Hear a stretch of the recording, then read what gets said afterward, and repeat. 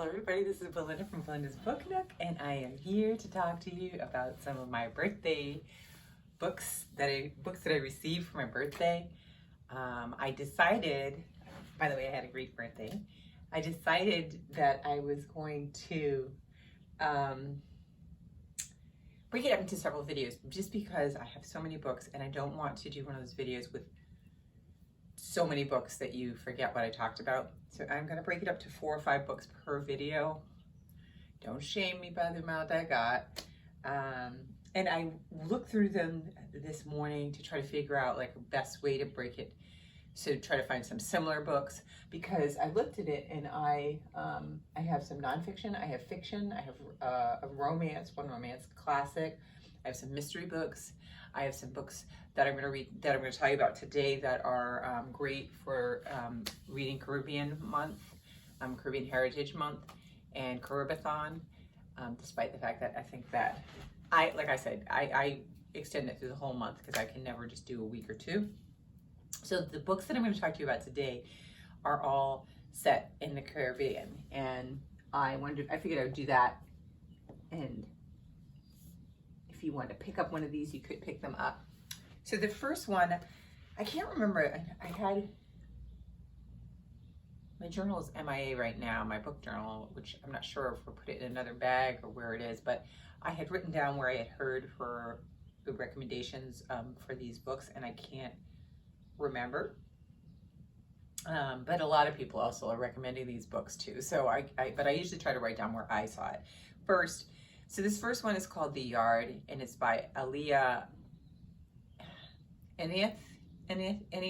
That's the cover. The cover's really gorgeous of it. And it's got one of those velvety covers, you know, they're like smooth. They're the covers that when you put lotion on, don't touch the cover because it's going to leave a big old smear on it and you can't get it off. That kind of cover. But they feel really great when you don't have lotion in your hands. You can rub your hands on them. They're really smooth. So this book is set in Trinidad and Tobago, and it's I have 2 books that are that talk about the Indo-Caribbean culture and set in Trinidad. And this one, let me see, let me tell you about the author. I wrote a couple notes about the authors too. Yeah, okay. So this particular author, it says, you know, she writes in the perspective of East Indians that were brought to Trinidad as indentured servants. And I think the year it started in, I could be wrong, but I think around 1845 might be the right, 45, 44. And this is something that I haven't read a lot of books, even though I think some of the books that I have for this month that I'm reading, I did read one that was set in Trinidad. So I am excited to read more. I have a lot, I think, of books set in Jamaica. And I have some Haitian books as well in my collection, but I didn't have a lot of Trinidad. So this year I'm kind of getting a little more on that island. And this one is kind of interesting, and it's something that I don't really know about the history and the relations of the Indians and the Indo-Caribbean people in Trinidad. So this book, it's called The Yard, and I'll read the little blurb back here because I can't remember exactly. It says, The Yard is a large compound in the Republic of Trinidad and Tobago, housing 6 families, Father Khalid, his 4 siblings, and their widowed mother, Sakina. Beruz, an orphan who cannot remember his past, is brought to the yard when the old woman with whom he was sought shelter dies. Here he struggles to belong. Father Khalid is kind-hearted, but the other family members are guarded about the outsider in their midst. They contend that Beruz will betray the family by forging a clandestine relationship with his adopted sister Maya, a willful and rebellious girl who was not romantically forbidden to him under Islamic law. So there's something that I'm going to learn there too about Islamic law and the relations and things like that. But I think what happens is that these 2 fall in love, and I think it says that she ends up leaving the country, but has to come back, and he's, you know, kind of moves on as well. I think he remarries, or he marries somebody when he gets older, and it's their kind of struggle of dealing with what happened and occurred before she left. So I think it's going to be really interesting. I think it's going to give me some of, you know, an aspect of the strict religious aspects and ideology, that, you know, the more that you learn, the more that you can understand and empathize and connect with people. So I'm really curious about this one. It sounds like a really good one. So that one is The Yard by Elia Anieth. I'm not sure it's how it's pronounced, but it's a beautiful cover. This next one is set in a fictitious Caribbean island, but I'm counting it as one, and I can't remember exactly either. I can't remember who I saw this one from, but as soon as I saw certain books, I put them in my list. I have a list in my journal of books from different Caribbean islands, so I'll write down the titles and everything, and then in the end I will write which country, and it could be the country that the book is set in, or the author is from that country. So this one, this particular author in this book is called Ceres Blooms at Night, and it's by Shani Mutu. And that's the cover. It's actually a really pretty cover. It's kind of fall colors to me. But the author was born in Trinidadian parents in Dublin, Ireland, and I guess she lived there for a while, and then she moved to Canada. A lot of the authors are in Canada. I think that the one for The Yard, or one of the other ones that I've got here, also lives in Canada. So this book, I'll read the back of it for you as well. And I don't think, let me see. Yeah, okay. Yeah, set in the fictional Caribbean town of Paradise, Ceres Blooms at Night unveils the mystery surrounding Mala Ramchandin, an aging, notoriously crazy woman suspected of murdering her father. When a judge finds Mala unfit to stand trial, she is delivered, frail and mute, to the Paradise almshouse and placed in the care of Tyler, a vicarious male nurse who becomes her unlikely confidant in the storyteller of Mala's extraordinary and tempestuous life. It just sounds kind of interesting. I want to see, you know, where it goes with this. I'm trying to think what else I had heard about this. Just something about it just kind of piqued my interest. And even though it's set in a fictitious, I'm sure that the author will pull some, you know, experience and knowledge of Trinidad possibly into the book too. So I think that would be a good book if anybody wants to pick that one up. And then the next one I think is, okay, yep. Yeah. So this one is set in Trinidad, and it's called The Swinging Bridge by Romabai Espinet. It's a pretty cover. It's a really pretty cover. The back is pretty too. I like the colors in it. And this one, the author was born in San Fernando, a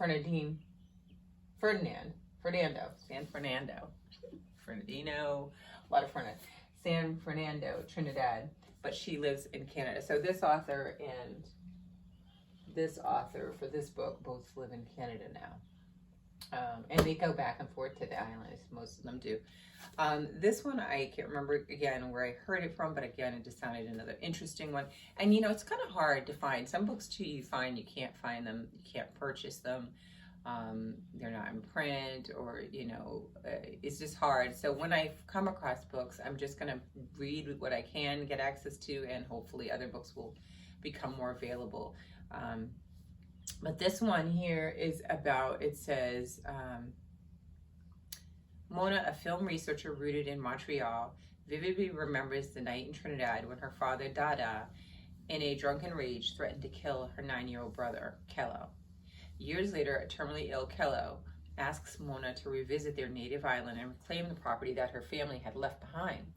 As Mona returns to the Caribbean to confront her family's turbulent past, the reader travels back in time to 19th century India, to British Trinidad, where her ancestor lived as indentured workers in the cane fields, and finally to urban North America. So this one also will cover, just like the first one, the Indo-Caribbean population, and that a bit of history with regards to the indentured servants. So I'm really looking forward to that one as well. And I hopefully will read them kind of close together so that I can kind of get different perspectives.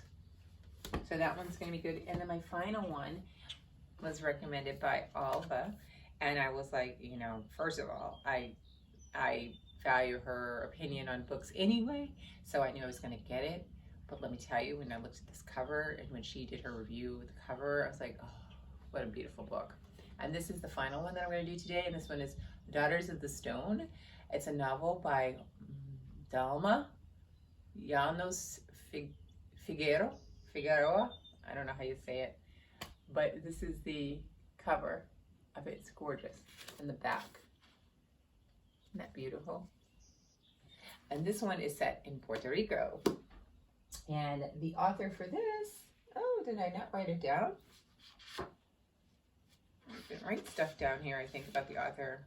I don't know if it says in here, and I was trying to make sure I did that so you could know a little bit more. Oh, wait, maybe right here. Nope. Okay, well, anyway, I'll read the back of it to you. Daughters of the Stone follows the lives of 5 generations of Afro-Puerto Rican women, focusing on the legacy passed from one generation to the next. How does each generation deal with that legacy given changing environments and cultures? How does the environment change the legacy? What happens to communication between when language and culture are truncated?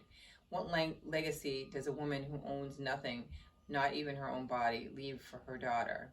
What happens to a storyteller when she no longer tells her stories? Can one build for the future without coming to terms with the past? This is a novel of memory, magic, and resilience in the face of enormous obstacles. It's a novel of continuity through storytelling. It's a novel of families, ultimately all our families and how we survive. Sounds really good. Remember I said, over a year now ago, I wanted to do that whole family series of videos. This would fit nicely in it because I like the generational stories and hearing about things.